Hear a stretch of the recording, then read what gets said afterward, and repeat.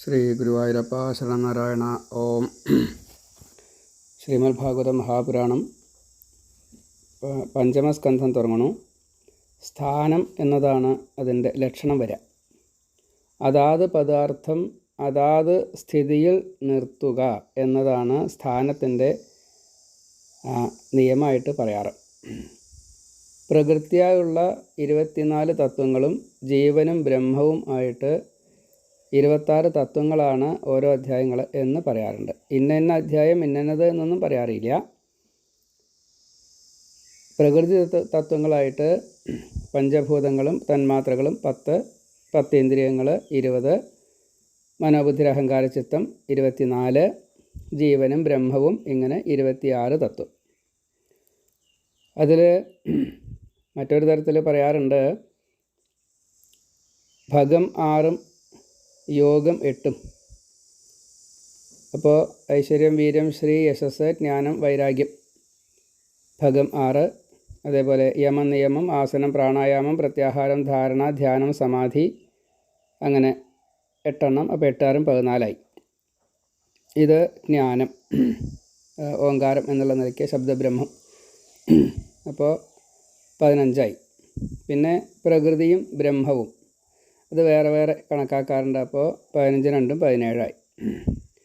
പിന്നെ വേദം, മൂർത്തി, ലോകം, മാർഗം, കാലം, ഗുണം, അവസ്ഥ, ദേഹം, ദശ ഇങ്ങനെയൊക്കെ പറയാറുണ്ട്. അപ്പോൾ പ്രകൃതി ബ്രഹ്മം നമ്മൾ നേരത്തെ പറഞ്ഞു. ത്രിവേദം, ത്രിമൂർത്തി, ത്രിലോകം, ത്രിമാർഗം, ത്രികാലം, ത്രിഗുണം, ത്രിഅവസ്ഥ, ത്രിദേഹം, ത്രിദശ ഇങ്ങനെ പറയാറുണ്ട്. അപ്പോൾ അതും കൂടി ചേർത്ത് കഴിഞ്ഞാലും ഈ 26 വരിക. 26 അധ്യായങ്ങളാണ് ഇതിലുള്ളത്. അതിൽ ആദ്യം പ്രിയവ്രത വംശത്തെ പറയണു. അതിനുശേഷം പ്രിയവ്രതൻ്റെ പുത്രൻ, അതിൻ്റെ പുത്രൻ, അങ്ങനെ നാഭിയുടെ പുത്രൻ ഋഷഭൻ, ഋഷഭാവതാര ചരിതം, പിന്നെ ഋഷഭൻ്റെ ഉപദേശം, ഋഷഭൻ്റെ മുക്തി, ഋഷഭൻ്റെ വംശത്തിലെ ഭരതൻ്റെ കഥ, ഭരത രഘുഗണ സംവാദം, അത് കഴിഞ്ഞ് ഭൂഗോള വർണ്ണന, 3 ലോക വർണ്ണന, അധോലോകം, ഊർധ്വലോകം, അതിനുശേഷം നരകവർണ്ണനയും കൂടിയിട്ട് അങ്ങനെ 26 അധ്യായങ്ങളാണ് ഈ പ്രകരണത്തിൽ ഉള്ളത്. അപ്പോൾ അതിൽ ആദ്യത്തെ അധ്യായം പ്രിയവ്രത ചരിതം.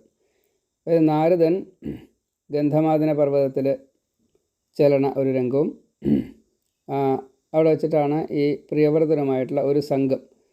അപ്പോൾ അതിനെപ്പറ്റി പരീക്ഷിത്ത് ശ്രീ ശുകബ്രഹ്മർഷിയോട് ചോദിക്കുകയാണ്. ഇപ്പോൾ വിതുര മൈത്രേയ സംവാദമാണ് 2 സ്കന്ധങ്ങളിൽ കഴിഞ്ഞത്, 3 4. ഇപ്പോൾ 5ാമത്തെ സ്കന്ധം, അത് സ്ഥാനം എന്നുള്ള ലക്ഷണം. പരീക്ഷിത്ത് ശ്രീ ശുകബ്രഹ്മർഷിയോട് ചോദിച്ചു, ആത്മാരാമനായിട്ടുള്ള ഈ പ്രിയവ്രതന് ഗൃഹസ്ഥ ജീവിതം ശരിയാവുമോ? അതായത് സന്യാസി തിരിച്ചു വന്നാൽ പിന്നെ ഗതിയില്ല എന്നല്ലേ പറയാറ്. അപ്പോൾ അത് എങ്ങനെയാണ് ശരിയാവുക എന്ന് ചോദിച്ചു. ലൗകിക സുഖ താല്പര്യത്തിന് സ്വതേ ഒരു സാധ്യതയില്ലാത്ത ആളാണ് ആത്മാരാമനായിട്ടുള്ള പ്രിയവ്രതൻ. അപ്പോൾ അദ്ദേഹം എങ്ങനെയാണ് ജീവിച്ചത്, എങ്ങനെയാണ് പിന്നെ മുക്തി നേടിയത്, അത് ഭഗവാൻ എങ്ങനെയാണ് അനുഗ്രഹിച്ചത്? അപ്പോൾ അതൊന്ന് കേൾക്കാൻ താല്പര്യമുണ്ട് എന്ന് പറഞ്ഞു. കാരണം പ്രിയവ്രത ചരിതം എന്ന് പറഞ്ഞാൽ മനുപുത്രന്മാരുടെ ചരിത്രം. അപ്പോൾ അതിൽ 5 കുട്ടികളാണല്ലോ ഉള്ളത്. പ്രിയവ്രതൻ, ഉത്താനപാദൻ, ആകുതി, ദേവഹൂതി, പ്രസൂതി. അതിൽ 3 പെൺകുട്ടികളുടെ കാര്യവും പറഞ്ഞു, ഉത്താനപാദൻ്റെ കാര്യവും പറഞ്ഞു. ഇനി പ്രിയവ്രതൻ്റെ കാര്യമാണ്. അപ്പോൾ അത് ഇങ്ങനെയാണ് ചോദിച്ചത്. ശ്രീ ശുകബ്രഹ്മർഷി പറഞ്ഞു, ഭക്തന്മാർക്ക് ഭഗവത് ഇച്ഛ അത് തള്ളിക്കളയാൻ പറ്റില്ല. അപ്പോൾ എന്താണോ ഭഗവാൻ നമുക്ക് തരുന്നത് അതിനെ അനുഭവിക്കുകയാണ് വേണ്ടത് എന്ന് ആദ്യമേ തന്നെ ശ്രീ ശുകബ്രഹ്മർഷി പറഞ്ഞിട്ടാണ് കഥ പറയാൻ തുടങ്ങണത് എന്ന് സാരം. അനാസക്തന് ഗൃഹസ്ഥ ജീവിതം നിവൃത്തിമാർഗമായിട്ടാണ് മാറുക. പ്രാരബ്ധമായിട്ട് അത് ഭുജിക്കുകയും ചെയ്യും. ഇതൊക്കെ നിയമമായിട്ട് പറഞ്ഞതാണ്. അതായത് നമ്മളെല്ലാ പണിയെടുക്കും, ഇതിനൊന്നും ആസക്തി ഇല്ലാതെ കണ്ട് വന്നോട്ടെ പോയിക്കോട്ടെ. ആ രീതിയിൽ കാറ്റ് നമ്മുടെ ദേഹത്ത് വന്നാണ്ട് തട്ടിയിട്ട് അതുകൊണ്ട് പോയാൽ നമ്മളതിനെ പിടിച്ചു നിർത്തണമില്ല, നമ്മളത് സ്വീകരിക്കാതിരിക്കണമില്ല. ആ രീതിയിലാണ് ഈ ഗൃഹസ്ഥധർമ്മത്തെ പ്രിയവ്രതൻ കണക്കാക്കിയത്. അങ്ങനെ ആയാൽ കർമ്മയോഗമായിട്ടാണ് വരിക, അത് നിവൃത്തിമാർഗമായിട്ടാണ് വരിക. ഭഗവാന്റെ ഇച്ഛയാണ്. അതുകൊണ്ടാണ് ഇപ്പോൾ പ്രിയവ്രതൻ ഈ ഗന്ധമാദനത്തിൽ നാരദൻ്റെ ശിഷ്യനായിട്ട് അവിടെ ജനിച്ച വഴിക്ക് തന്നെ ഈ സന്യാസം എന്നുള്ള നിലയ്ക്കാണ് അവിടെ ആത്മാരാമനായിട്ട്. എന്നാൽ മറ്റേ പണികളോട് ആത്മാർത്ഥമില്ലായ്കയോ അതൊന്നുമില്ല കേട്ടോ. അതൊക്കെ വേണ്ട രീതിയിൽ തന്നെയാണ് തപസ് എന്ന് സാരം. ഒരു ഘട്ടമൊക്കെ കഴിഞ്ഞ് സമാധി ഭാവം എന്നുള്ള നിലയ്ക്ക് എത്തിയിരിക്കണം. അപ്പോൾ ഇങ്ങനെ സദാസമയത്തും ഭഗവാനെ കണ്ടുകൊണ്ട് സമാധിയായി അങ്ങനെയാണ്. നമ്മൾ മരിച്ചു പോകുക എന്നുള്ള അർത്ഥത്തിലുള്ള സമാധിയല്ല, സമാധി സമബുദ്ധി എന്നർത്ഥം. തത്തുല്യത അഹം ബ്രഹ്മാസ്മി എന്നുള്ള ഭാവം ഒരു ജീവൻ മുക്ത അവസ്ഥയിലാണ്. അപ്പോൾ ഇങ്ങനെ കഴിഞ്ഞുകൂടുന്ന സമയത്താണ് മനുവിന് പ്രായമായി. അപ്പോൾ മകനെ ഏൽപ്പിക്കണം. മകൻ ഇങ്ങനെ ഗന്ധമാദനത്തിൽ നാരദൻ്റെ ശിഷ്യനായിട്ട് തീവ്ര പരിവ്രാജക ഭാവമാണ് നാരദന്. അപ്പോൾ നാരദനെ ഏൽപ്പിച്ചാൽ അത്ര നേരെയാവില്ല. മനു അവിടെ ചെന്നു, പുത്രനോട് പറഞ്ഞു, അങ്ങ് അപ്പോഴേക്കും ഇവിടെ മറ്റേ കുറച്ച് കേമനായിരുന്നു, ഈ ഭഗവത് തുല്യനായിരുന്നു. നാരദനും അവിടെയുണ്ട്, മറ്റേ പ്രിയവ്രതനും അവിടെയുണ്ട്. അങ്ങ് രാജാവാവണം എന്നൊക്കെ പറഞ്ഞു. നാരദൻ ഇങ്ങനെ കേൾക്കുന്നുണ്ട് കേട്ടോ, സമ്മതമാവണില്ല, കൂട്ടാക്കണില്ല എന്ന് മനസ്സിലായി. എനിക്കിപ്പോൾ താല്പര്യമില്ല അച്ഛാ എന്ന് പറഞ്ഞു. കല്യാണം കഴിക്കണ രാജാവാവണം എന്നാണ് പറഞ്ഞതേ, താല്പര്യമില്ല എന്ന് പറഞ്ഞു.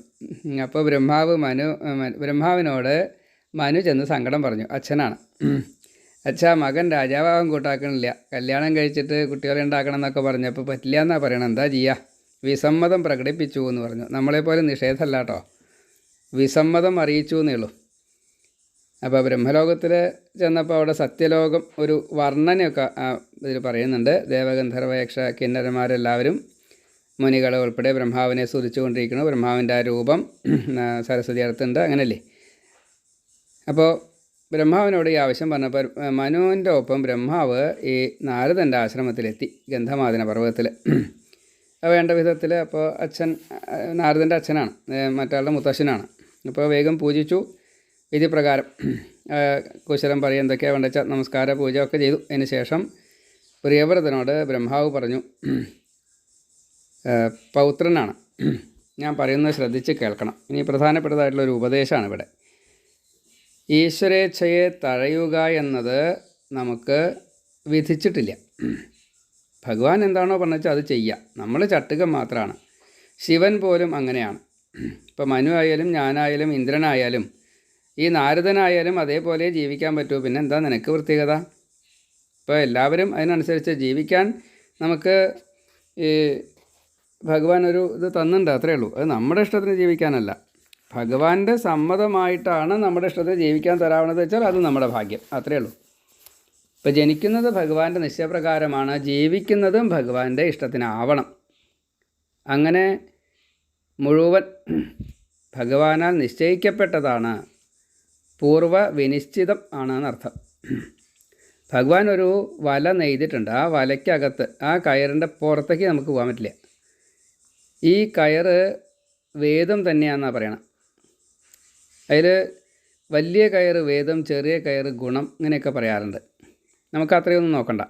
നമുക്ക് വേണ്ടത് ഈ ഭഗവാനാൽ നിയന്ത്രിതമാണ് നമ്മൾ.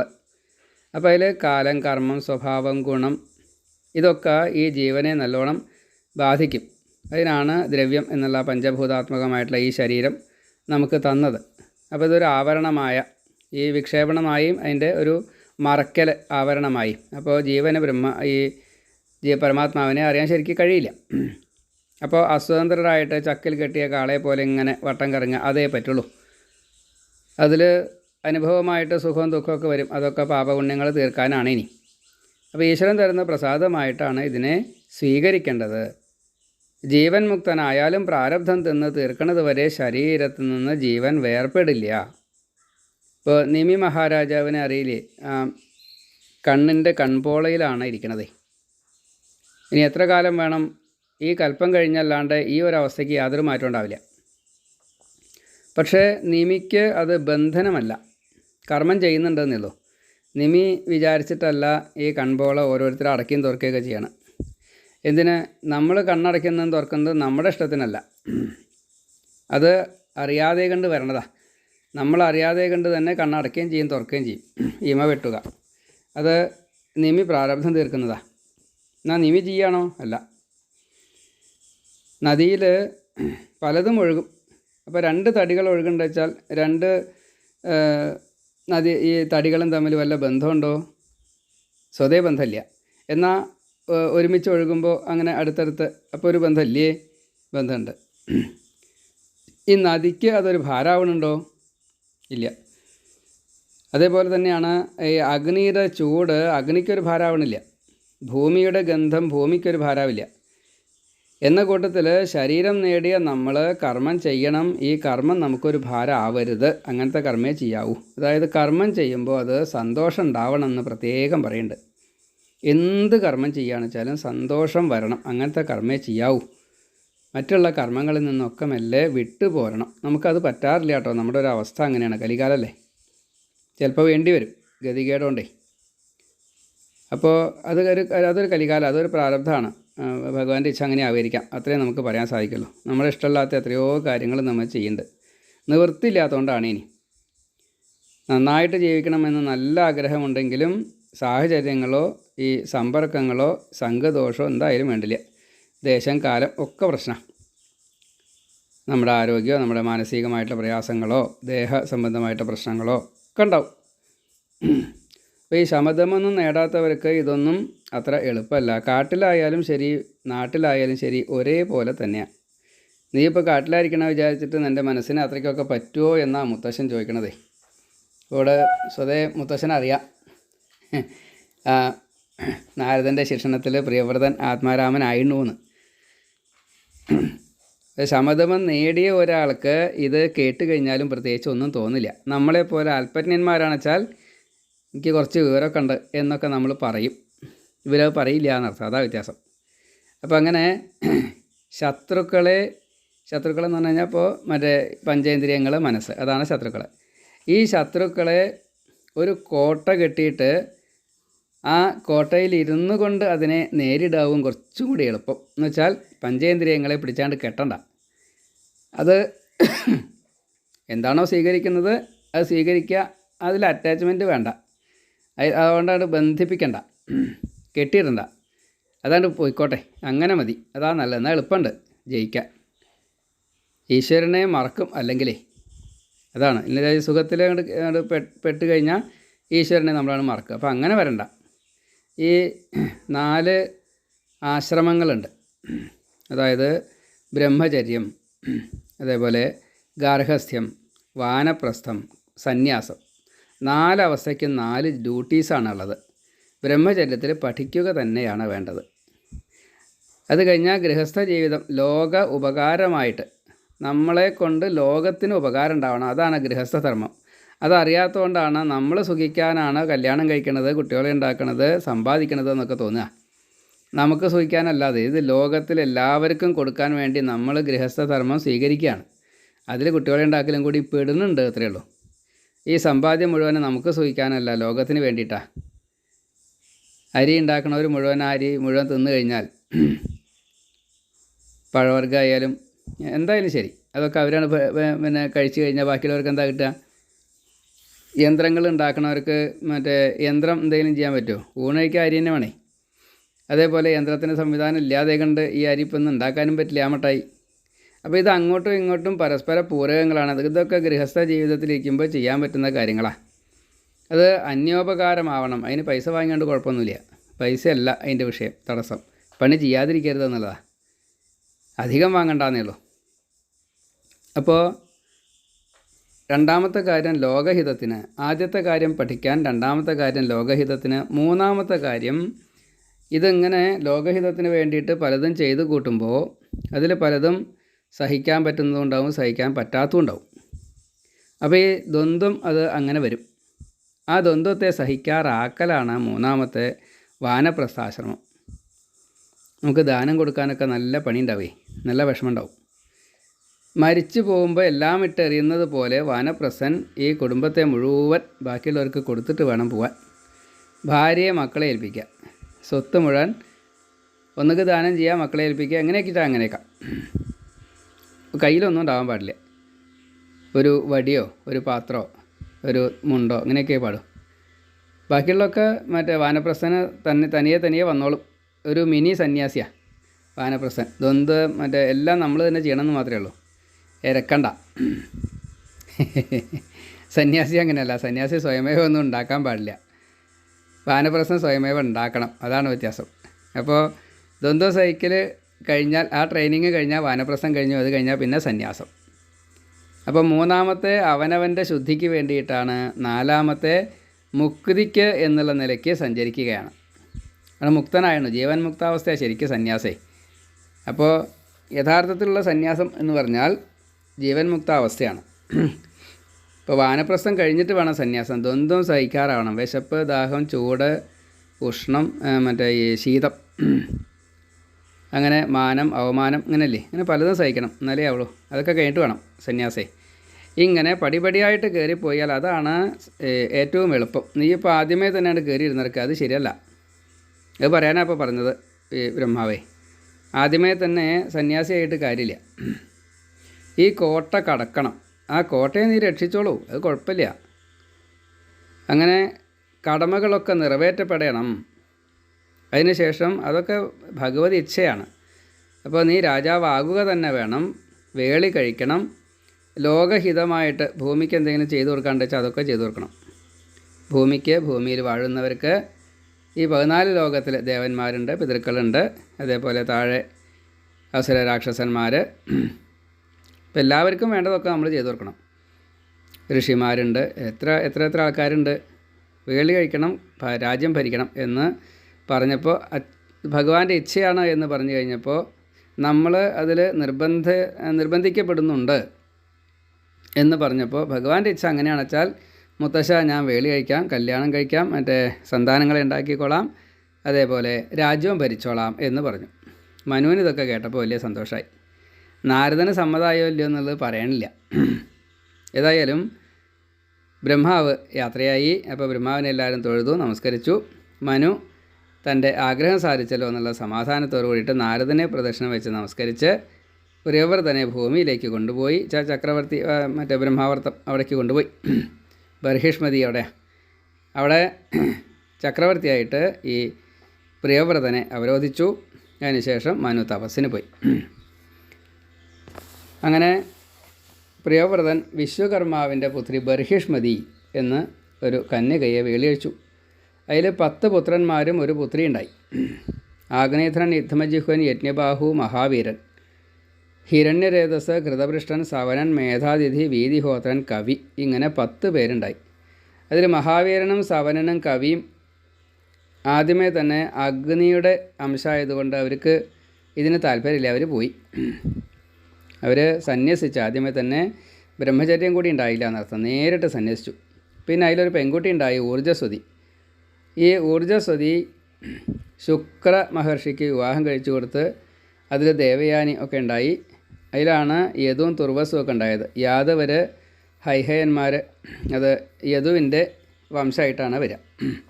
ഇവരൊക്കെ വിഷ്ണു ഭക്തന്മാരാണ്, വൈഷ്ണവരാണ് സാരം. രണ്ടാമത് മാലിനി എന്ന പേരായിട്ടൊരു, ഭാഗവതത്തിൽ പേര് പറഞ്ഞിട്ടില്ല, കുഴപ്പമില്ല, മാലിനി എന്ന പേരായിട്ടൊരു കല്യാണം കൂടിയും ഈ പ്രിയവ്രതൻ കഴിച്ചു. അതിൽ 3 ഉണ്ണികളുണ്ടായി, ഉത്തമൻ, താമസൻ, രൈവതൻ. അവർ മനുക്കളായിട്ട് മാറിയെന്ന 3, 4, 5. മൂന്നാമത്തെ മനു ഉത്തമൻ, 4ാമത്തെ മനു താമസൻ, 5ാമത്തെ മനു രൈവതൻ. അതേപോലെ ആഗ്നേത്രൻ, യുദ്ധമജിഹ്വൻ, യജ്ഞബാഹു, ഹിരണ്യരേതസ്, ഘൃതപൃഷ്ടൻ, മേധാതിഥി, വീതിഹോത്രൻ, ഇവരൊക്കെ 7 വൻകരകൾക്ക് അധിപന്മാരായിട്ട് ഈ പ്രിയവ്രതൻ പിന്നീട് ആ പുത്രന്മാരെ വാഴിക്കുകയും ചെയ്തു. ഇവരൊക്കെ പിന്നീട് വീണ്ടും ജന്മമൊക്കെ മാറിയിട്ട് മനുക്കളായി എന്നൊക്കെ പറയുന്നുണ്ട് കേട്ടോ. അത് ഇതിൽ ഭാഗവതത്തിലില്ല എന്നേ ഉള്ളൂ. ഈ സ്വാരോജിഷൻ എന്ന 2ാം മനു, ആ 2ാം മനു ആ സമയത്ത് ഈ ഷഷ്ഠി ദേവിയെ സ്മരിച്ചുകൊണ്ട്, അല്ലെങ്കിൽ ഷഷ്ഠി ദേവിയെ തപസ് ചെയ്തുകൊണ്ട് ചാപിള്ളയായിട്ടുള്ള ആദ്യത്തെ ഉണ്ണിയെ ജീവിപ്പിച്ചു. ആ മനുവാണ് 2ാമത്തെ മനു, ഈ സ്വാരോജിഷൻ എന്നൊക്കെ പറയുന്നുണ്ട്. അത് പ്രിയവ്രതൻ്റെ ഒരു പുത്രനാണത്രേ. അപ്പോൾ ഇങ്ങനെ പ്രിയവ്രതൻ, അത് ഭാഗവതത്തിലില്ലാത്ത കഥയാണ്, ദേവി ഭാഗവതത്തിലുണ്ടേനി. പ്രിയവ്രതൻ ഈ രാജാധികാരം കിട്ടിയതിന് ശേഷം ആദ്യം ചെയ്തത് ധർമ്മം പുനഃസ്ഥാപിക്കുക. അപ്പോൾ ധർമ്മം ഇല്ലായിട്ടാണോ തോന്നും നമുക്കേ. അതല്ല, അവിടെയും ഇവിടെയൊക്കെ ചില എന്തെങ്കിലുമൊക്കെ വീഴ്ചകൾ ഉണ്ടായിട്ടുണ്ടാവും. അപ്പോൾ അതുകൊണ്ട് മനു ഭരിക്കുന്ന കാലത്ത് ധർമ്മം അല്ലാതെ കണ്ട് നടക്കില്ല. എന്നാലും ധർമ്മം പുനഃസ്ഥാപിച്ചു. ധർമ്മത്തിൻ്റെ 4 പാദങ്ങളും കൃതയുഗാക്കി എന്നർത്ഥം. അതാണ് തപസ്, ദയ, ശുദ്ധി, സത്യം, 4 അപ്പോൾ ഈ 4 പാദങ്ങളും പുനഃസ്ഥാപിച്ചു എന്നതിൽ അർത്ഥമുള്ളൂ. അല്ലാണ്ട് മനു ഭരിക്കുമ്പോൾ അധർമ്മം ഉണ്ടായിരുന്നു എന്ന് പറഞ്ഞിട്ടില്ല. മനു തപസ് ചെയ്യുമ്പോൾ ഏതോ രാക്ഷസന്മാർ മനുവിനെ തിന്നാൻ ചെന്നപ്പോൾ സുയജ്ഞനാണ് അംശാവതാരം. അദ്ദേഹം ആ വന്ന ആളുകളെ മുഴുവൻ വധിച്ചു എന്നാണ് പറഞ്ഞത്. അപ്പോൾ രക്ഷയ്ക്കായിട്ട് അവിടെ സുയജ്ഞനുണ്ട്. അപ്പോൾ അതുകൊണ്ട് അത് ഇവിടെ ധർമ്മത്തിന് കുഴപ്പമൊന്നും ഉണ്ടായിട്ടല്ല. എന്നാലും അങ്ങനെ സംഭവിച്ചു. അപ്പോൾ ധർമ്മം പുനഃസ്ഥാപിച്ചു. പിന്നെ അധർമ്മികളെയൊക്കെ വധിച്ചില്ല. മറിച്ച് അവരെ നിർബന്ധമായിട്ട് വിദ്യാഭ്യാസം കൊടുത്തുകൊണ്ട് ശിക്ഷിച്ച് നേരെയാക്കുക. ശിക്ഷിച്ചാച്ച ദണ്ഡശിക്ഷയല്ല, സാമദാന ഭേദാദികളെ കൊണ്ട് അവരെങ്ങനെയാണ് വഴങ്ങാച്ച അതിനനുസരിച്ച് ഈ പ്രിയവ്രതനെ അങ്ങോട്ട് എതിർത്ത് പറയാൻ പറ്റാത്ത രീതിയിൽ സാത്വികരാക്കിയവർ. അതിന് ഒരു സംഘം ഉണ്ടാവും. അപ്പോൾ ആ പ്രിയവ്രതൻ്റെ കാലത്ത് അധർമ്മികൾ ഉണ്ടായിരുന്നില്ല, എല്ലാവരും ധർമ്മം അനുഷ്ഠിച്ചു എന്നാണ്. ഇപ്പോൾ ഈ ഭാര്യാപുത്രന്മാർ, രാജ്യം, മറ്റേ പ്രജകൾ, സ്നേഹം, ഇതൊക്കെ പരസ്പരം അങ്ങോട്ടും ഇങ്ങോട്ടും അതാണ് ധർമ്മം. രാജാവില്ലാതെ കണ്ട് ഞങ്ങൾക്ക് പറ്റില്ല, പ്രജകളില്ലാതെ കണ്ട് രാജാവിനും പറ്റില്ല എന്നുള്ളൊരു ബോധം, അത് ഭാര്യയെന്നോ പുത്രനെന്നോ പ്രജകളെന്നോ ഇതൊന്നും വ്യത്യാസമില്ലാതെ കണ്ട്. മാത്രമല്ല എല്ലാവരും ഇങ്ങനെ ചെയ്തപ്പോൾ എല്ലാവർക്കും ഈശ്വരനും വേണം എന്നുള്ള ഒരു ധാരണയിലെത്തി. അപ്പോൾ വിളകൾ ധാരാളമുണ്ട്, മഴയുണ്ട്, ഒന്നിനും ക്ഷാമമില്ല. പ്രജകൾക്ക് ഡ്യൂട്ടീസ് ധാരാളമുണ്ട്, പ്രവർത്തികൾ ധാരാളമുണ്ട്. അപ്പോൾ രാത്രി ഇവരൊക്കെ വെറുതെ കിടന്ന് ഉറങ്ങുകയാണ് എന്ന് തോന്നി രാജാവിന്. അപ്പോൾ ഒരു തോന്നൽ, അത്രയേ ഉള്ളൂ. രാത്രി എല്ലാവരും കിടന്ന് ഉറങ്ങുകയാണല്ലോ, ഇതെന്താ അതിങ്ങനെ എന്ന് തോന്നിയെന്നാ. പ്രിയവ്രതൻ ആൾ മോശക്കാരനല്ല. ബ്രഹ്മാവിനോട് പറഞ്ഞു, എനിക്കൊരു വിമാനം വേണം. ഇതിൽ ഭാഗവതത്തിൽ പറഞ്ഞിട്ടില്ല. സൂര്യനെ പോലെ പ്രകാശിക്കുന്നതായിട്ടുള്ളൊരു വിമാനം ബ്രഹ്മാവിൻ്റെ എന്ന് വാങ്ങിയെന്നും സൂര്യൻ അവിടെ അസ്തമിച്ച് കഴിഞ്ഞാൽ കിഴക്ക് ആദ്യം ആ സമയത്ത് അപ്പം അങ്ങോട്ട് ഉദിക്കും. പിന്നെ ചന്ദ്രനെ കാണലില്ല. ചന്ദ്രന് പകരം ഈ വിമാന, ഇത് രഥം എന്നാണ് പറയുക. അപ്പോൾ അതിൽ പ്രിയവ്രതൻ കയറി ഇരിക്കും. അപ്പോൾ മറ്റൊരു സൂര്യപ്രകാശത്തിന് യാതൊരു കുഴപ്പമില്ല. ഇന്ന് നമ്മൾ മറ്റേ ഇലക്ട്രിസിറ്റി കൊണ്ട് രാത്രി പകലാക്കണില്ലേ, പകൽ രാത്രിയാക്കണില്ലേ, ആ കൂട്ടത്തിലാണ്. അപ്പോൾ പ്രകാശമില്ലാത്തൊരവസ്ഥ ഭൂമിയിലില്ല. സൂര്യൻ അസ്തമിച്ചാൽ ഈ പ്രിയവ്രതൻ്റെ രഥം സൂര്യനായിട്ട് വന്നു, അത്രയേ ഉള്ളൂ. എപ്പോഴും പ്രകാശം. അങ്ങനെ ഒരു 6-7 തവണ 7 തവണ അങ്ങനെ ചുറ്റിയെന്ന. 7 തവണ ചുറ്റിയപ്പോഴേക്കും ഇവിടെ ജനങ്ങൾക്ക് ഉറക്കമില്ലാതെ കണ്ട് ആകെ പ്രശ്നമായി. അവർക്ക് രാത്രി ഉറക്കമില്ല, ക്ഷീണിക്കുക, മറ്റേ പണിയെടുത്തിട്ടേ ഉറങ്ങാൻ പറ്റാഞ്ഞാൽ എന്തൊക്കെ പ്രശ്നങ്ങളുണ്ടാവും വെച്ചിട്ടാണ്. അപ്പോൾ അത് മുഴുവൻ അവിടെ പ്രശ്നമായി. ഈ പ്രിയവ്രതൻ ഇങ്ങനെ സഞ്ചരിക്കുന്ന സമയത്ത് രഥചക്രം ഇങ്ങനെ നല്ല സ്പീഡിലല്ലേ പോവുക. അപ്പോൾ ഇടയ്ക്ക് ഓരോന്ന് ഭൂമിയിലൊന്ന് ഇങ്ങനെ തട്ടും. ആ തട്ടുമ്പോൾ അവിടെയാണ് കുഴിയും. അപ്പോൾ കുഴിഞ്ഞു കഴിഞ്ഞാൽ ഈ മണ്ണ് അങ്ങോട്ടും ഇങ്ങോട്ടൊക്കെ പോവും. അവിടെ കുഴിച്ച സ്ഥലത്ത് സമുദ്രമായി, ഈ പൊന്തിയ സ്ഥലത്ത് ഭൂമിയായി. അങ്ങനെ 7 തവണ രഥചക്രം കൊണ്ടു. 7 സ്ഥലത്താണ് കൊണ്ടത്. ആ 7 സ്ഥലത്തും വൻ കടലായി. അതേപോലെ ഈ മണ്ണ് പൊന്തിയപ്പോൾ വൻ കരയുമായിട്ട് മാറി. അപ്പോൾ 7 വൻകരയും 7 കടലും ഉണ്ടായി. അപ്പോൾ അതിലൊരു വിശദീകരണം പറയുന്നുണ്ട്. ജംബു, പ്ലക്ഷം, ശാൽമലി, കുശം, ക്രൗഞ്ചം, ശാകം, പുഷ്കരം, ഇങ്ങനെ 7 വൻ കരകളാണ് ഉണ്ടായത്. അതിൽ തൻ്റെ മക്കളായിട്ടുള്ള ആഗ്നേധ്രൻ, യുഗ്മജിഹ്വൻ, യജ്ഞബാഹു, രുക്മരേതസ്, കൃതപൃഷ്ടൻ, മേധാതിഥി, വീതിഹോത്രൻ ഇവരെ ഭരിപ്പിക്കുകയും ചെയ്തു. അതേപോലെ ഓരോ വൻകരയിലും ദേവന്മാർക്കും വ്യത്യാസമുണ്ട്. ജംബുവിൽ വിഷ്ണുവാണ്, പ്ലക്ഷത്തിൽ സൂര്യൻ, ശാൽമലയിൽ ചന്ദ്രൻ, കുശത്തിൽ അഗ്നി, ക്രൗഞ്ചത്തിൽ വരുണൻ, ശാകത്തിൽ വായു, പുഷ്കരത്തിൽ ബ്രഹ്മാവാണ് കേട്ടോ, ബ്രഹ്മമല്ല ബ്രഹ്മാവ്. ഇങ്ങനെ ഓരോ കരയടി 4 പുറമുള്ള വെള്ളം, സമുദ്രം, അതിലും സ്വാദിന് വ്യത്യാസം ഉണ്ടെന്നാണ്. ജംബുവിൻ്റെ 4 പുറം ഉപ്പാണ്. പിന്നെ കരിമ്പ്, മദ്യം, നെയ്യ്, പാല്, തൈര്, പിന്നെ ശുദ്ധജലം. ഉപ്പ്, കരിമ്പ്, മദ്യം, പിന്നെ ഗോരസം 3, നെയ്യ്, പാല്, തൈര്, പിന്നെ ശുദ്ധജലം. ഇങ്ങനെ 7 സമുദ്രങ്ങളുണ്ടായി എന്നാണ്. ഇപ്പോൾ പ്രിയവ്രതം ചെയ്തുള്ള പ്രവൃത്തികൾ ആർക്കും ചിന്തിക്കാൻ പോലും പറ്റില്ല. അത്രയും കൂടുതൽ അതിന് പ്രാധാന്യമുണ്ട്. അത്രയും കൂടുതലാണ് ചെയ്തത്. 110 കോടി വർഷം ഭരിച്ചു എന്നാണ്. ഇപ്പോൾ 7 തവണ ചുറ്റി സഞ്ചരിപ്പിച്ചപ്പോഴേക്കും ജനങ്ങളൊക്കെ കൂടിയിട്ട് ബ്രഹ്മാവിനെ സമീപിച്ചു. ഇങ്ങനെ ചെയ്യാൻ പറ്റില്ല എന്നായി. എന്നാൽ ശരി, അപ്പോഴേക്കും ഇതൊക്കെ ഉണ്ടാവൽ കഴിഞ്ഞേ. അപ്പോൾ പ്രിയവ്രതനെ ഓട്ടം നിർത്തി. അപ്പോൾ രാത്രിയും പകലൊക്കെ പഴയ പോലെ തന്നെയായി. പിന്നെ വ്യത്യാസമൊന്നും ഉണ്ടായില്ല. അങ്ങനെ 110 കോടി വർഷം സുഖമായിട്ട് എല്ലാവിധ ഐശ്വര്യത്തോടും കൂടിയിട്ട് ഭൂമി സമ്പൂർണ്ണമായിട്ട് സുഖിച്ചു എന്നാണ്. ഭൂമിയിലുള്ള എല്ലാവരും സുഖിക്കുക എന്ന് പറഞ്ഞാൽ 3 ലോകത്തിലും 14 ലോകത്തിലുള്ള എല്ലാവർക്കും സുഖം എന്നാണ്. അത് ദേവ, അസുര ഒന്നും വ്യത്യാസമില്ല. അപ്പോൾ ഇത്രയും വർഷം കഴിഞ്ഞപ്പോൾ തനിക്കിനി മതി എന്ന് തോന്നി. ഒരു നൈരാശ്യം വന്നു, ഒരു വിരഹം വന്നു. വിരക്തനായി. ഞാൻ കുടുംബാരാമനായിട്ട് ഇങ്ങനെ ചെയ്തത് തെറ്റായോ? അച്ഛൻ പറഞ്ഞു, മുത്തശ്ശൻ പറഞ്ഞു, ഇങ്ങനെയൊക്കെ തന്നെയാണ്. എന്നാലും ഇപ്പോൾ മക്കളും കാര്യങ്ങളൊക്കെ ആയി. അപ്പോൾ ആ നിലയ്ക്കുന്ന ഗൃഹസ്ഥ ജന്മം മതിയാക്കിയാലോ എന്ന് കണക്കാക്കി തീരുമാനിച്ചു. നാരദനെ സ്മരിച്ചു. നല്ല വിവേകം കേട്ടോ. എന്നിട്ട് ഞാൻ ഇങ്ങനെ സന്മാർഗത്തു നിന്ന് വ്യതിചലിച്ചില്ലേ, ഭഗവാനെ മറന്നില്ലേ, കഷ്ടായി. ഇന്ദ്രിയങ്ങൾക്ക് അടിമയായോ എന്ന് സംശയം. 2 ഭാര്യ, 14 മക്കൾ. വിഷയസുഖം വല്ലാതെ കണ്ട് ഭുജിക്കുന്നുണ്ടോ എന്നൊരു സംശയം. ജീവിതം നഷ്ടമായോ? ഭാര്യയുടെ കളിക്കുരങ്ങായോ ഞാൻ? അപ്പോൾ വൈരാഗ്യം നല്ലോണം വന്നു. രാജ്യം 7 ആക്കി മക്കളെ ഏൽപ്പിച്ചു. 7 പേർക്കും ഓരോ രാജ്യം. അങ്ങനെ ഈ തേരിൻ്റെ പ്രകാശം കൊണ്ട് ഭൂമിയുടെ അന്ധകാരം നീക്കുകയും ചെയ്തു. 7 സമുദ്രം ഉണ്ടായി, 7 വൻകരയുണ്ടായി, നദി ഉണ്ടായി, പർവ്വതം ഉണ്ടായി, വാസസ്ഥലം ഉണ്ടായി, കൃഷിസ്ഥലം ധാരാളമായിട്ടുണ്ടായി.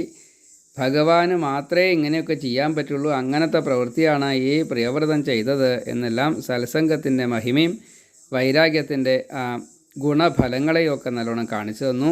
അനുകരണീയമല്ലാത്തതായിട്ടുള്ള പ്രവൃത്തിയാണ് ഈ പ്രിയവ്രതം ചെയ്തത് എന്നെല്ലാം നമുക്ക് അധ്യായത്തിൽ കാണിച്ചു തരുന്നു. ഇനി ആ പ്രിയവ്രതൻ്റെ മൂത്തപുത്രനായിട്ടുള്ള അഗ്നിധ്രൻ ജംബൂദ്വീപ് ഭരിക്കുന്നതായിട്ടുള്ള രംഗമാണ്. അവിടെ ജംബൂദ്വീപ് 9 ഭാഗിച്ച് അങ്ങനെയാണ് ജംബൂദ്വീപ് ഭരിക്കുന്നത്. അപ്പോൾ അവിടെ ഏഷ്യ ഭൂഖണ്ഡമായിട്ടാണ് വരിക ജംബൂദ്വീപ്. ജംബു ഏഷ്യ, പിന്നെ പ്ലക്ഷം തെക്കേ അമേരിക്ക, ശാൽമലി ആസ്ട്രേലിയ, കുശം ഓഷ്യാനിയ, ക്രൗഞ്ചം ആഫ്രിക്ക, ശാകം യൂറോപ്പ്, പുഷ്കരം വടക്കേ അമേരിക്ക, ഇങ്ങനെയൊക്കെയാണ് പറയാറ്. അപ്പോൾ ഈ ജംബൂദ്വീപ് മന്ദര പർവ്വതത്തിൻ്റെ അടുത്താണ്. നാരദൻ്റെ ആശ്രമത്തിൽ പോയിട്ട് പ്രിയവ്രതൻ വീണ്ടും മുക്തനായി. അതിനുശേഷം ആഗ്നേയധ്രൻ ജംബൂദ്വീപ് ഭരിക്കാൻ വേണ്ടിയിട്ട് അപ്പോൾ കല്യാണം കഴിക്കണം എന്നുള്ളൊരവസ്ഥ വന്നു. അപ്പോൾ ബ്രഹ്മാവിനെ തപസ് ചെയ്യാൻ വേണ്ടിയിട്ട് മന്ദരപർവ്വതത്തിൽ വേറൊരു സ്ഥലത്ത് അവിടെ പോയിട്ട് ബ്രഹ്മാവിനെ തപസ് ചെയ്തു.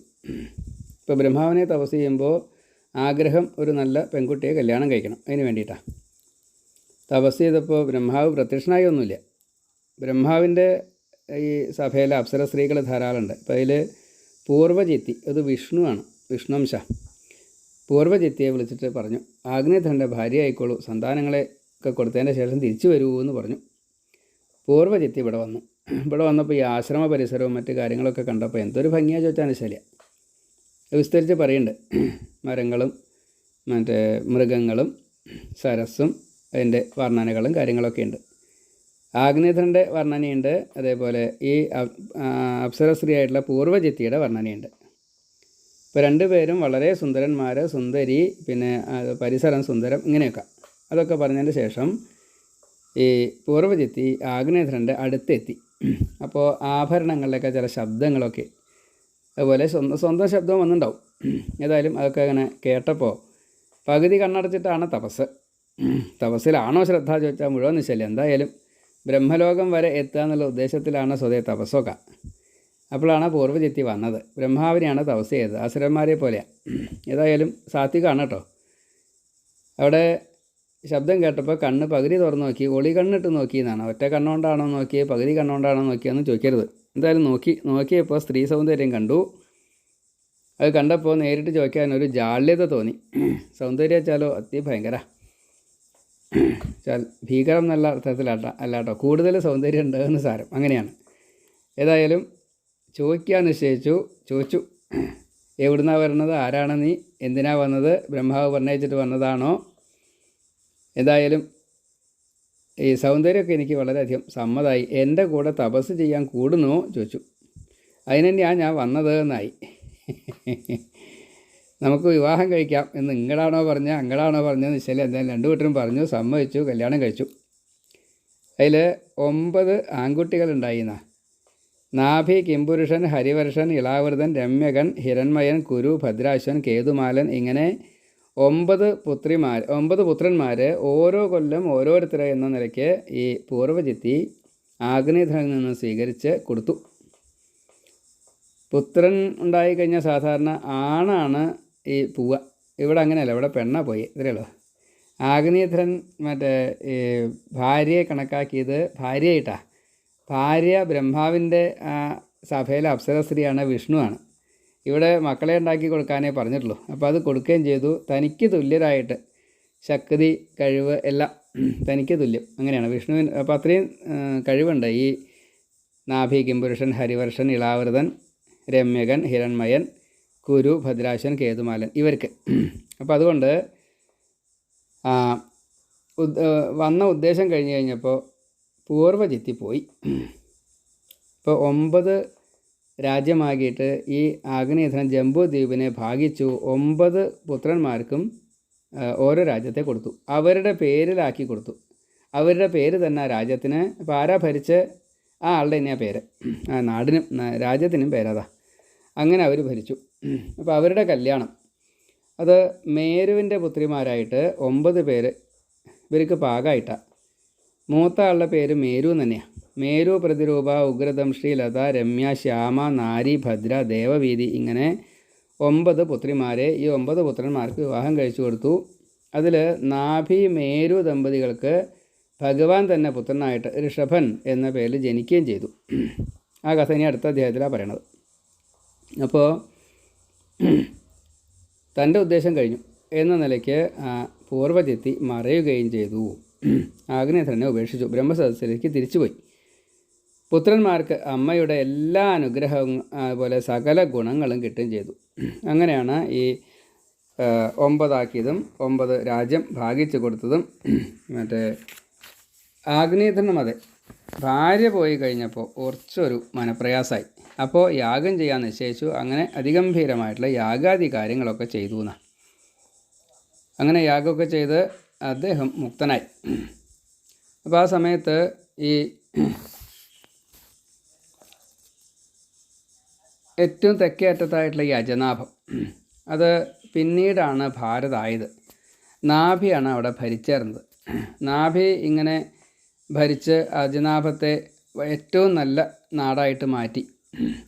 ഏറ്റവും നല്ല നാട് വെച്ചാൽ എല്ലാം കൊണ്ടും, മറ്റേ സസ്യലതാദികളെ കൊണ്ട്, പക്ഷിമൃഗാദികളെ കൊണ്ട്, സരസ്സുകളെ കൊണ്ട്, ശുദ്ധജലത്തെ കൊണ്ട്, അറിവുകളെ കൊണ്ട് എല്ലാവരും സംസ്കരിക്കപ്പെട്ടവരാണ്. ഭഗവാനെ ഭക്തിയോട് കൂടിയിട്ട് ഭജിക്കുന്നവരാണ്. അതേപോലെ അഷ്ടാംഗ യോഗാദികൾ, 19 തരത്തിൽപ്പെടുത്തായിട്ടുള്ള വേദമായാലും ശരി, പുരാണമായാലും ശരി, സകല അറിവുകളുമുള്ള ഒരു വിഭാഗം. എല്ലാവരും സാത്വികരാണ്. ഇങ്ങനെ വല്ലാത്തൊരു ഏറ്റവും മേന്മയുള്ള ഒരു നാടായിട്ട് നാഭി ഈ അജനാഭത്തിനെ മാറ്റി. പ്രകൃതിയും അതെ, ഈ ജീവജാലങ്ങളും അതെ, അതിലുള്ള സൗകര്യങ്ങളും അതെ, മഴ തൊട്ടുള്ള കാര്യങ്ങൾ അതൊക്കെ എന്നൊക്കെ ഒരേപോലെ കിട്ടും. അങ്ങനെയാണ് പർവ്വതം, നദി, വൃക്ഷം, അങ്ങനെയല്ല, എല്ലാ കാര്യങ്ങളും ഒരേപോലെ വളരെ ഗംഭീര. ധാതുക്കൾ മനുഷ്യർക്ക് അല്ലെങ്കിൽ ജീവജാലങ്ങൾക്ക് ഉപയോഗിക്കാൻ വേണ്ടതായിട്ട് സകലതും അവിടെ ധാരാളം, അത്രയേ ഉള്ളൂ. ഈ അജനാഭമാണ് ഭാരതം. അത് ഈ നാഭിയുടെ മേരുവിലുള്ള പുത്രനായിട്ടുള്ള ഋഷഭദേവൻ ഭഗവാന്റെ പുത്രനായിട്ടുള്ള ഭരതൻ ഭരിച്ചത് കൊണ്ടാണ് അജനാഭത്തിന് ഭാരതം എന്നുള്ള പേരുണ്ടായതെന്നൊക്കെ പിന്നീട് പറയും. അപ്പോൾ ഇവിടെ ഈ നാഭിക്ക് മേരുദേവിയിൽ കുട്ടികളുണ്ടായില്ല. അപ്പോൾ എന്താ വേണ്ടതെന്നായി. ഭഗവാന് സമർപ്പിച്ചുകൊണ്ട് ആദ്യമേ തന്നെ നാഭി ഒരു മുത്തശ്ശനെ പോലെ ഒരു തീവ്ര പരിവ്രാജക വേഷമാണ് വരണം. അപ്പോൾ ഋഷിമാരെല്ലാവരും കൂടിയിട്ട് ഈ നാഭി മഹാരാജാവിനെ തപസ് ചെയ്യിക്കുക, അവർക്ക് വേണ്ട ഒരു വട്ടം ചെയ്തു കൊടുക്കുക, ഇങ്ങനെയൊക്കെ ചെയ്തു. യാഗം പോലെ കാട്ടിൽ വെച്ചിട്ടാണ് അതൊക്കെ ചെയ്തു കൊടുത്തു. ഉണ്ണി ഉണ്ടാവണം, അത് തന്നെയാണ്. അങ്ങനെ ഋഷിമാരുടെ ഈ തപസ് അത് ഭഗവാന് വളരെ സമ്മതമായി.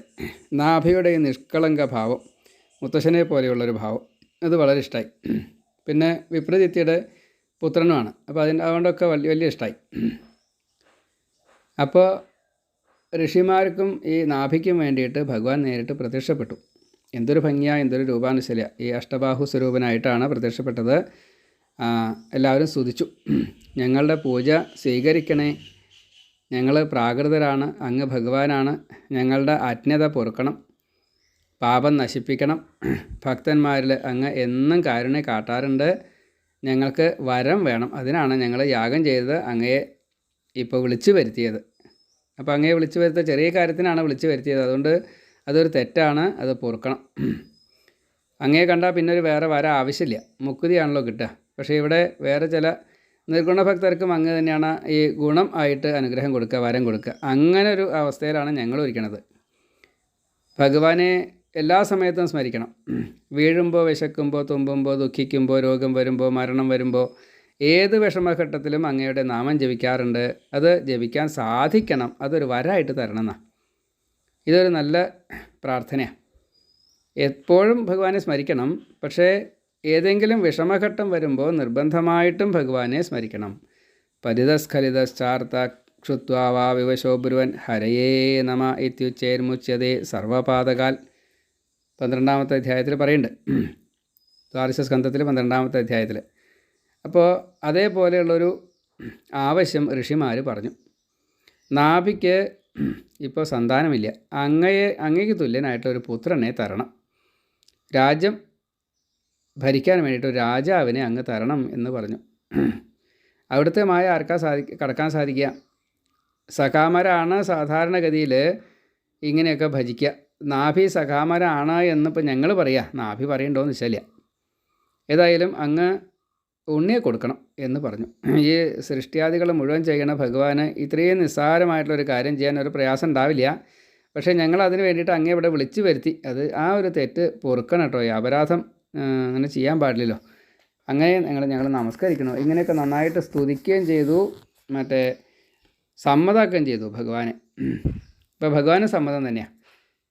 അപ്പോൾ ഭഗവാൻ പറഞ്ഞു, നിങ്ങൾ സത്യം മാത്രം പറയുന്നവരാണ്, സാത്വികമായിട്ട് ചിന്തിക്കുന്നവരാണ്, ലോകഹിതമാണ് നിങ്ങളുടെ ലക്ഷ്യം, നിങ്ങൾക്ക് സ്വാർത്ഥമില്ല, നാഭിക്ക് ലവലേശമില്ല, നിഷ്കളങ്കന. എനിക്കിതൊക്കെ വളരെ സമ്മതമായി. ഞാൻ തന്നെ ഇതിന് പരിഹാരം കാണേണ്ടി വരും. കാരണം നിങ്ങൾ ആവശ്യപ്പെട്ടത് എന്താ? എനിക്ക് തുല്യനായിട്ടൊരു പുത്രനെ വേണമെന്നാ. എനിക്ക് തുല്യം ഞാൻ മാത്രമല്ലേ ഉള്ളൂ, അതുകൊണ്ട് ഞാൻ തന്നെ നാഭിക്ക് പുത്രനായിട്ട് വരാം. സമ്മതമായില്ലേ ചോദിച്ചു. ഇനി ഇതിൽ കൂടുതൽ എന്താ സമ്മതാവാനുള്ളത്? അവർ ഭഗവാനെ ഒന്നും കൂടി സ്തുതിച്ചു വേദസാരം കൊണ്ട്. എന്നിട്ട് പ്രദക്ഷിണം വെച്ച് നമസ്കരിച്ചു. അപ്പോൾ ഭഗവാൻ മറിഞ്ഞ് ഈ നാഭിക്ക് മേരുദേവിയിൽ പൂർണ്ണനായിക്കൊണ്ട് തന്നെ ഒരു അവധൂതധർമ്മം അത് ആചരിച്ച് കാണിക്കാൻ വേണ്ടിയിട്ട് വർണ്ണാശ്രമധർമ്മങ്ങളുടെ പ്രത്യേകത, അതിൻ്റെ മൂല്യം, അത് ജീവിച്ച് കാണിച്ചു കൊടുക്കുക എന്നുള്ള ഉദ്ദേശത്തോടു കൂടിയിട്ട് ഈ ആശ്രമധർമ്മങ്ങളിൽ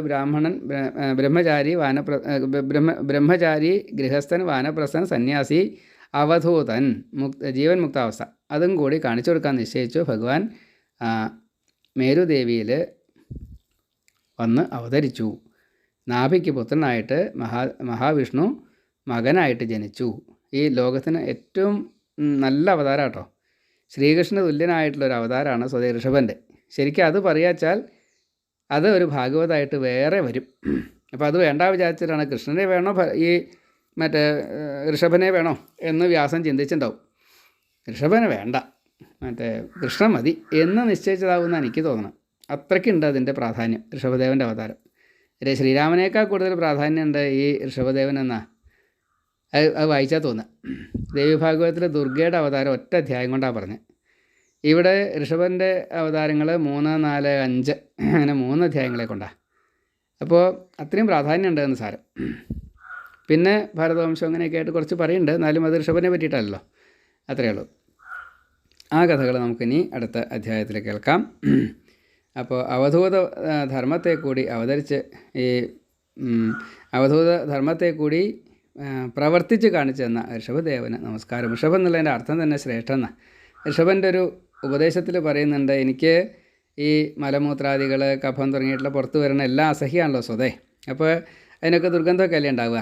എന്നിൽ നിന്നും ഈ ശുദ്ധസത്വം മാത്രമേ പുറത്തേക്ക് വരുള്ളൂ. ഞാനും ശുദ്ധസത്വനാണ്. അതുകൊണ്ട് എന്നിൽ നിന്ന് പുറത്തേക്ക് വരുന്നതിന് സുഗന്ധമേ ഉണ്ടാവുള്ളൂ. അത് 10 യോജന ദൂരം സുഗന്ധമേ വരൂ മലത്തു നിന്നേ. എത്ര കാലം കഴിഞ്ഞാലും അതെ, കാരണം അത്ര ശുദ്ധസത്വമാണ്. അങ്ങനെയുള്ള ഒരു വല്ലാത്ത ജീവിതം നഷ്ടമാക്കരുതെന്ന് പറയണ ആ ഋഷഭദേവനെ നമുക്ക് നമസ്കരിച്ചുകൊണ്ട് ഈ ഋഷഭചരിത്രത്തിലേക്ക് നമുക്ക് കടക്കാം. സർവത്ര ഗോവിന്ദനാമ സങ്കീർത്തനം. ഗോവിന്ദ ഗോവിന്ദ. എല്ലാവർക്കും ഈ കഥ ഇഷ്ടമാവണേ, അത് ഷെയർ ചെയ്യണേ, ലൈക്ക് ചെയ്യണേ എന്നെല്ലാം പ്രാർത്ഥിക്കുന്നു. ഞാൻ വടശ്ശേരി ഹരിനമ്പൂതിരി. സർവത്ര ഗോവിന്ദനാമ സങ്കീർത്തനം. ഗോവിന്ദ ഗോവിന്ദ. നാരായണ.